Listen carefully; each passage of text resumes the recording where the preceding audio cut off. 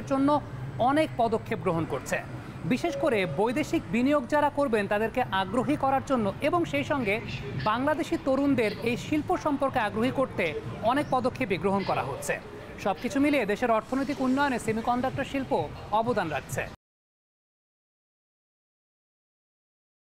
Semiconductor প্রযুক্তি বিভিন্ন electronic ডিভাইসের মূল ভিত্তি।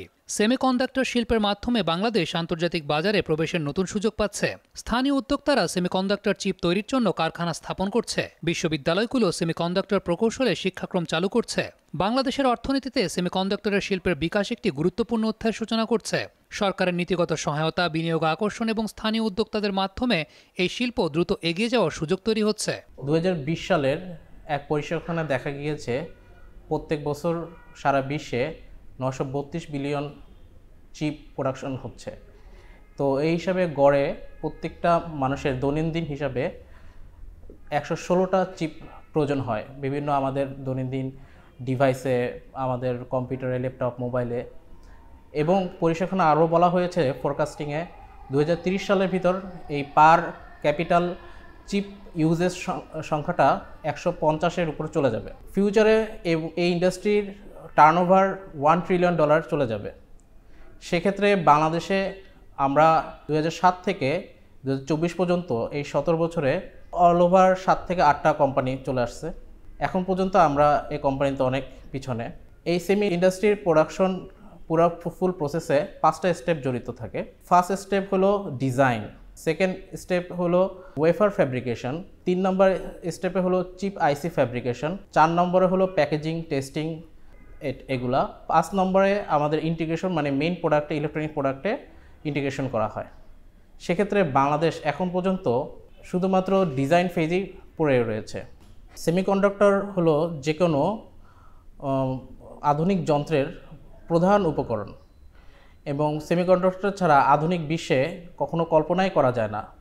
এখানে প্রত্যেকটা আমাদের দৈনন্দিন জীবনে গড়ে এক পরিসংখ্যান দেখা যাচ্ছে যে আমরা 116টা সেমিকন্ডাক্টর চিপ ব্যবহার করি এবং 2030 সালে এই ব্যবহারের সংখ্যা 150 ছাড়িয়ে যাবে। সেমিকন্ডাক্টর শিল্পে মেইনলি শর্টেজটা শুরু হয়েছিল কোভিড-19-এর জন্য, যখন সাপ্লাই চেইন ব্রেকডাউন এবং প্রোডাকশন এবং সাপ্লাইয়ের মধ্যে একটা ইমব্যালেন্স তৈরি হয়ে যায়, যার ফলে আমরা দেখতে পাই যে সিলিকনের ব্যাপক সংকট তৈরি হয় এবং বাংলাদেশে এবং বিশ্বের সব জায়গাতেই সিলিকন বেসড যে কম্পোনেন্টগুলো সেগুলোর প্রাইস অনেক বেড়ে যায়।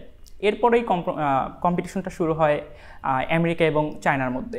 এর অনেকগুলো কারণ আছে, যার একটা বড় কারণ হলো banking system, government banking system, intellectual property দখল করা এবং ইভেন গ্লোবাল মার্কেটে কে কত বেশি শেয়ার দখল করতে পারে, এটা একটা বিরাট কারণ ছিল।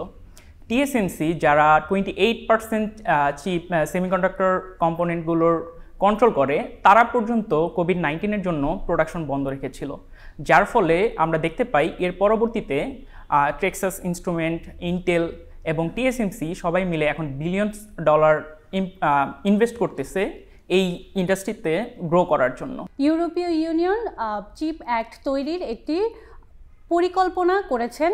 অন্যদিকে সাউথ কোরিয়া $450 বিলিয়ন ইনভেস্ট করার, এই সেমিকন্ডাক্টর ইন্ডাস্ট্রিতে ইনভেস্ট করার জন্য প্রস্তুতি নিচ্ছেন। আর জাপান টিএসএমসি এবং সনি এর সাথে মিলিত হয়ে $7 বিলিয়ন একটি ফ্যাব তৈরির জন্য পরিকল্পনা করছেন।